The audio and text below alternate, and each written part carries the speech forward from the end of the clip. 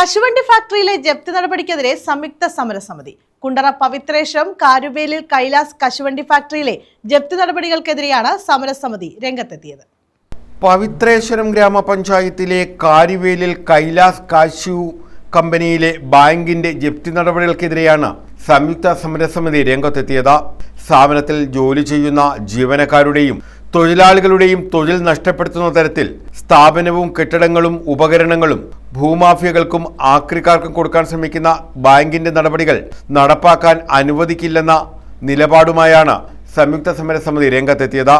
കൊല്ലം ജില്ലയിലെ ഏറ്റവും വലിയ കശുവണ്ടി വ്യവസായ സ്ഥാപനമായ കൈലാസ് കാഷ്യൂ കമ്പനി, ആ കൈലാസ് കാഷ്യൂ കമ്പനി കഴിഞ്ഞ 3 വർഷങ്ങൾക്ക് മുമ്പ് തൊഴിൽ നടന്നുകൊണ്ടിരിക്കുമ്പോഴാണ് ബാങ്ക് അധികാരികൾ കടന്നു വന്ന് ഈ സ്ഥാപനം പൂട്ടി സീൽ ചെയ്ത് കൊണ്ടുപോകുന്ന സാഹചര്യമുണ്ടായി. അന്ന് യൂണിയൻ്റെ നേതാക്കന്മാരായ ഞങ്ങളെല്ലാവരും ഇവിടെ ഉണ്ടായിരുന്നു.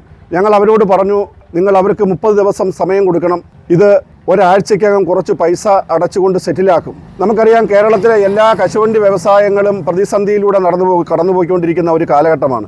അപ്പോൾ ഇത് ഒരു കശുവണ്ടി ഫാക്ടറി മാത്രമല്ല, ഇത് രണ്ട് കശുവണ്ടി വ്യവസായത്തിൻ്റെ പ്രോസസ്സിംഗ് നടത്തുന്ന ഇവിടുത്തെ പാക്കിംഗ് സെൻറ്റർ, 2 പാക്കിംഗ് സെൻറ്ററുകളും കട്ടിംഗ് സെൻറ്ററും അടക്കം കുടിവെള്ളം ഉൽപ്പാദിപ്പിക്കുന്ന യൂണിറ്റ് വരെ ഈ സ്ഥാപനത്തിനകത്തുണ്ട്. ഇതൊരു വലിയ സ്ഥാപനമാണ്.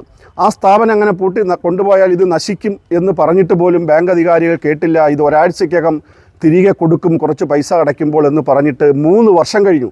3 വർഷം കഴിഞ്ഞപ്പോൾ ഇപ്പോൾ ഞങ്ങൾക്ക് മനസ്സിലാക്കാൻ കഴിഞ്ഞത്, ഇതിൻ്റെ പ്രൊപ്പറേറ്റർ ശ്രീ സോമരാജൻ അവറുകൾ ഏതാണ്ട് നല്ലൊരു പണം ബാങ്ക് അധികാരികൾക്ക് അടച്ചു എന്നാണ് മനസ്സിലാക്കാൻ കഴിഞ്ഞത്.